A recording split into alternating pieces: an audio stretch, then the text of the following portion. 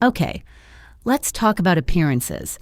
We all judge books by their covers, right? Even when we try not to. You see someone, you make assumptions, the way they dress, the car they drive, or maybe the lawnmower they push.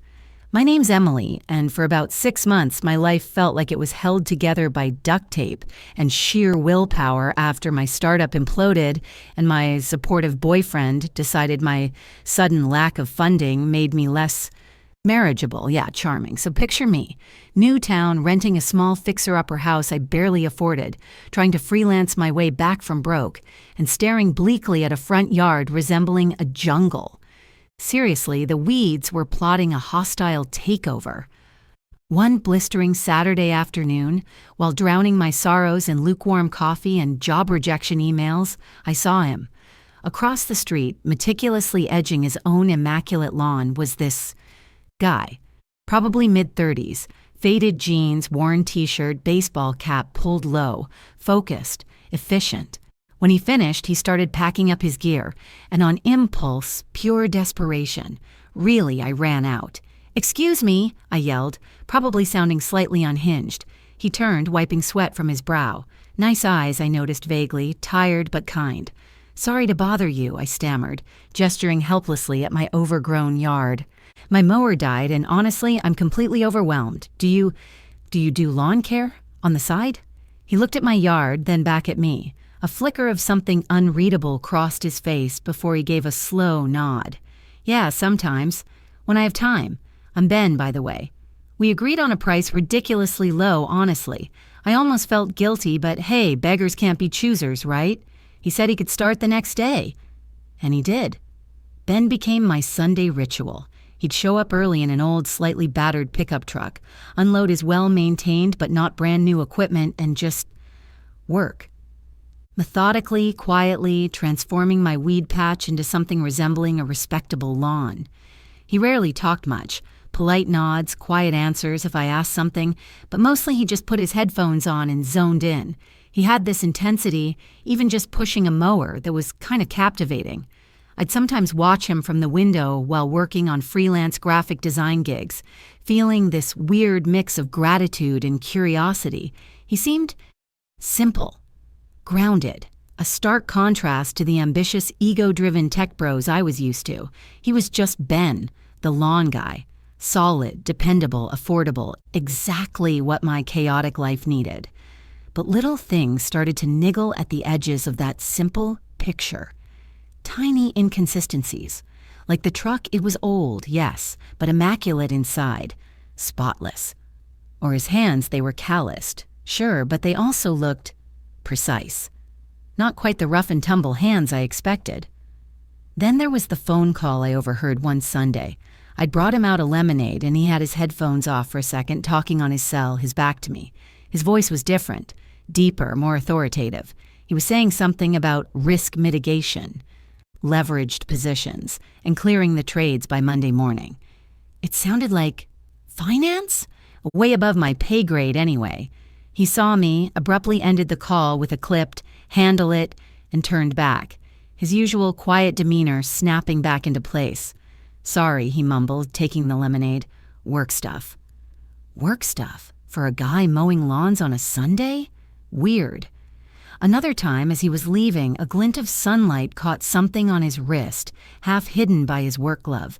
It looked suspiciously like a very asterisk expensive watch, the kind you see in glossy magazines, not on a neighborhood gardener. I blinked, thinking I'd imagined it, but the image stuck. And then there was the Saturday I drove past a high-end downtown restaurant, the kind with valets and hushed lighting. And I could have sworn asterisk. I saw Ben's battered pickup parked a block away. It made no sense. Why would my budget lawn guy be anywhere near a place like that? I told myself I was overtired, stressed, maybe reading too much into things because my own life felt so out of control. He was just Ben. Quiet Ben who saved my sanity one Sunday at a time with his mower and his ridiculously fair prices, right? But that nagging feeling, that little itch of curiosity wouldn't go away. Who was this guy?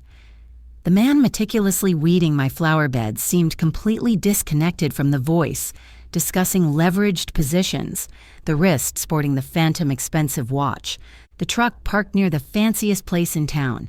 It was like watching two different movies playing on the same screen.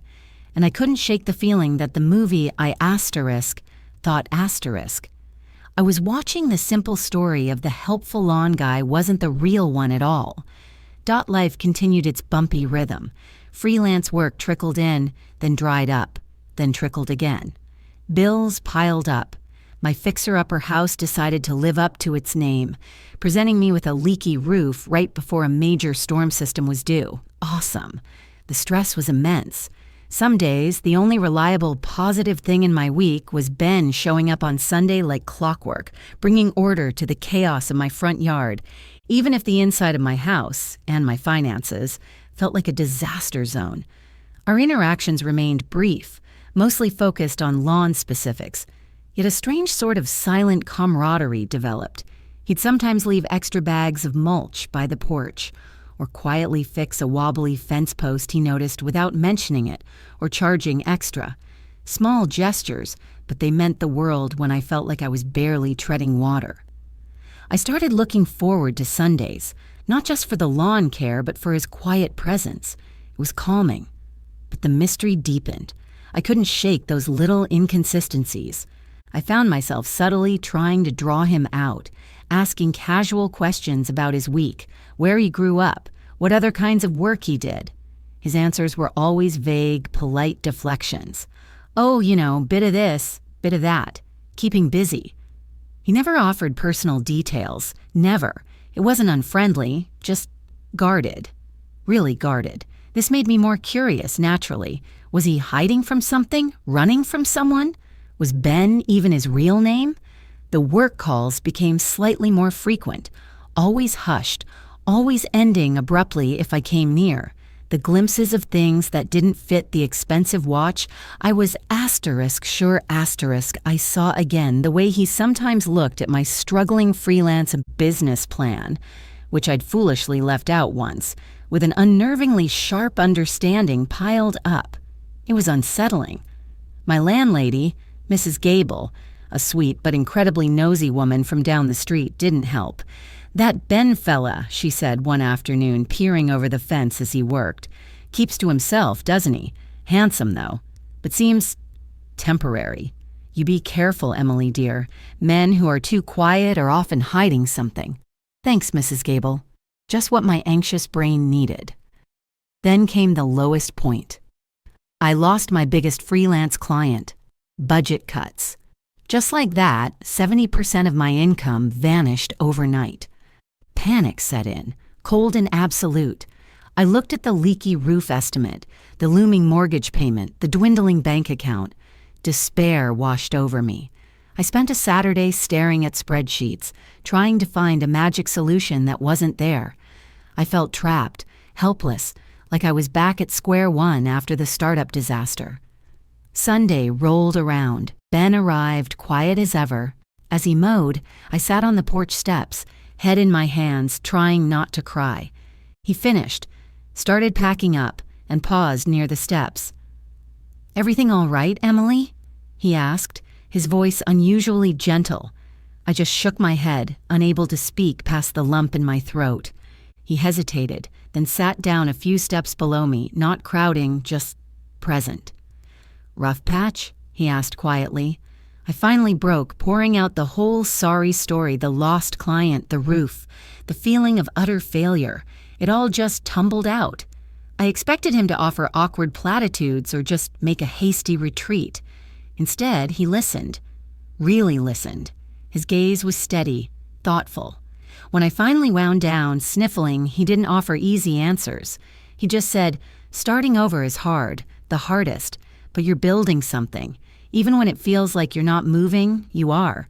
Then he asked some surprisingly insightful questions about my business, my niche, my client acquisition strategy. It wasn't just sympathy, it was practical, sharp analysis, way beyond what you'd expect from a guy who spends his weekends mowing lawns. He suggested a couple of resources, a networking group I hadn't heard of. He talked about diversifying revenue streams, and identifying target demographics with an ease that was jarringly sophisticated. Who was this guy? The kindness, the sharp business mind hiding behind the quiet gardener persona, it just deepened the puzzle. I felt a bizarre mix of gratitude, confusion, and a strange pull towards him. It would be so easy to rely on this quiet, capable man who seemed to understand more than he let on. Later that afternoon, feeling marginally better after our talk, I decided to tackle some overdue errands. As I drove through a very upscale neighborhood across town, the kind with sprawling mansions and security gates, I saw it. Parked discreetly down a side street, gleaming under the afternoon sun, was a black Maserati. And getting into it was Ben. My Ben. The guy in the faded jeans and worn t-shirt. He hadn't seen me. He slipped into the driver's seat and drove off smoothly, disappearing around the corner. I just sat there, stunned. A Maserati.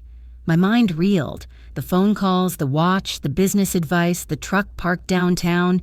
It all crashed together. This wasn't just some guy earning extra cash. This wasn't just Ben, the quiet gardener. This was someone else, entirely. Someone living a life so far removed from mowing my lawn on Sundays, it was practically another dimension. My heart pounded. Who was he?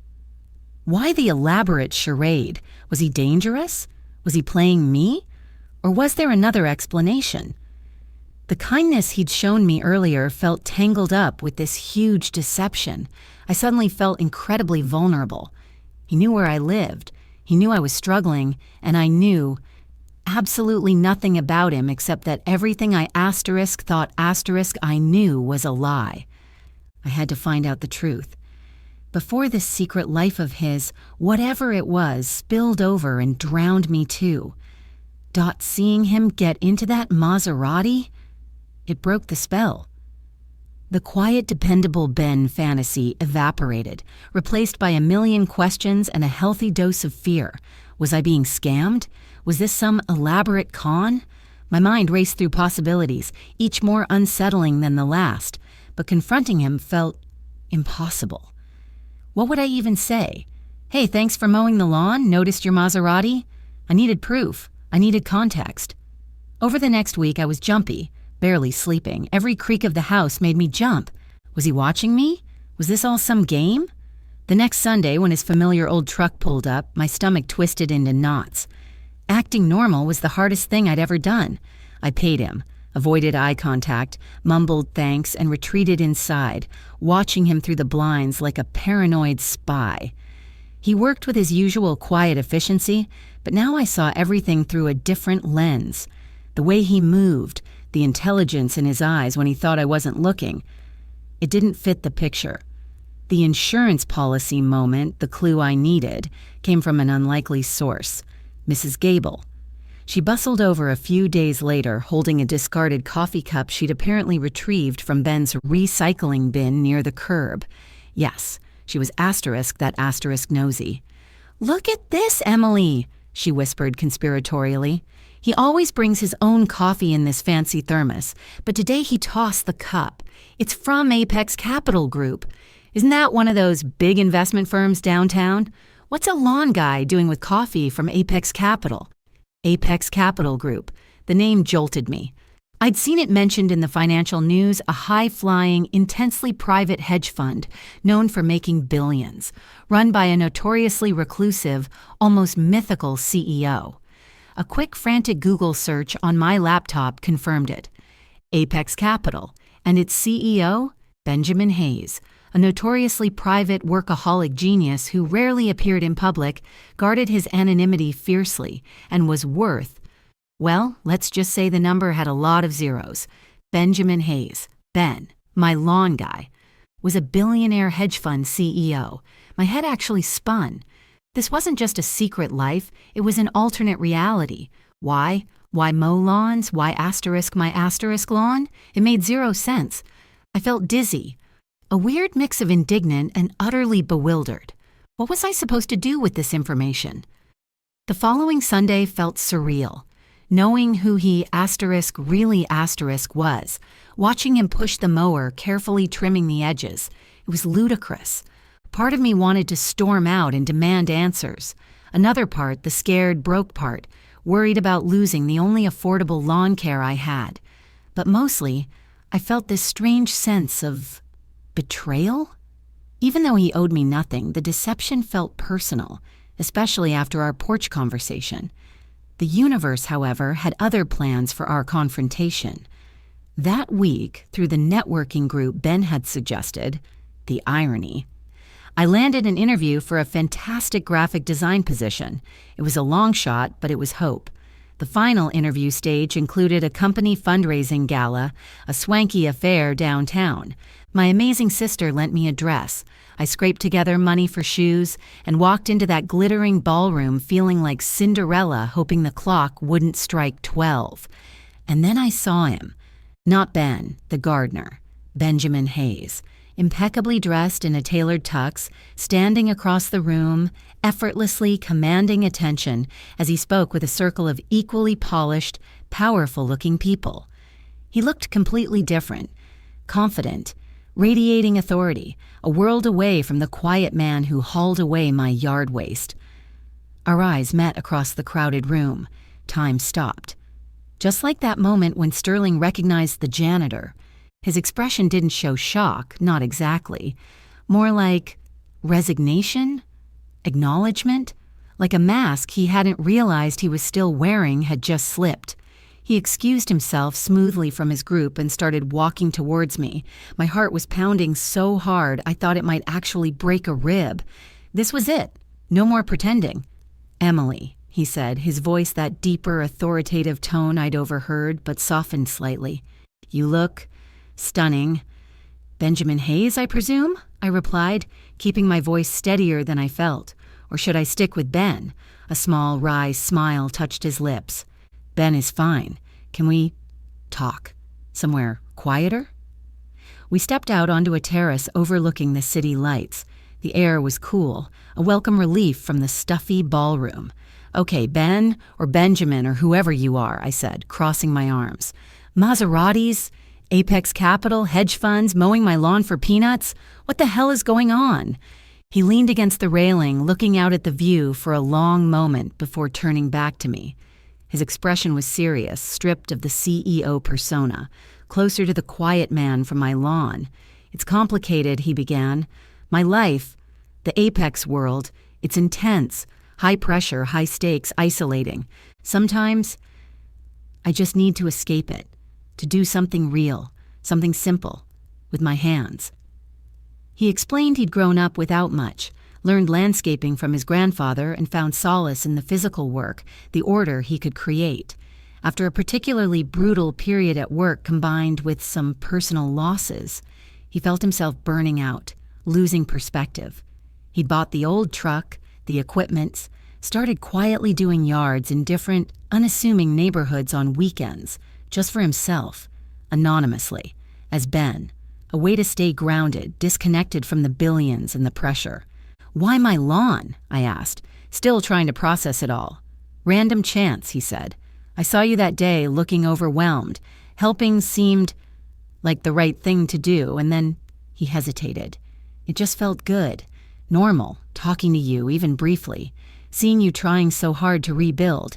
It reminded me of things that matter more than market fluctuations." He looked directly at me then. "I never meant to deceive you, Emily.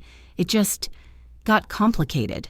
I enjoyed being just Ben, and I valued our Sunday interactions more than you know. The business advice? That was real. I saw your potential." I didn't know what to say. It was the most bizarre explanation, yet delivered with quiet sincerity. It almost made sense. The billionaire seeking refuge in suburban yard work. It wasn't a malicious deception, just a weird, extreme form of self-care that accidentally tangled me up in it. "So, what now?" I asked quietly. "Now?" he sighed. "My cover, such as it was, is blown, I guess. I hope we can move past this. I value your friendship, Emily, more than just the lawn." He looked vulnerable then, Not like a hedge fund god, but like a man genuinely hoping he hadn't completely wrecked something potentially good. The anger I'd felt began to subside, replaced by a bewildering mix of residual suspicion and empathy? Maybe even attraction. It was messed up. Him, the billionaire in disguise. Me, the broke freelancer. What now, indeed? Friends? I echoed, testing the word. Friends who know who each other actually are? He nodded, a hopeful look in his eyes. Starting there would be good. It wasn't a fairy tale ending. There were still a million complexities. But standing there on the terrace, the city lights sparkling below, it felt like a beginning. A very strange, unexpected beginning, born from a lawnmower, a Maserati, and the surprising places people go to find solid ground. The rest of the story? Well, that's still being written.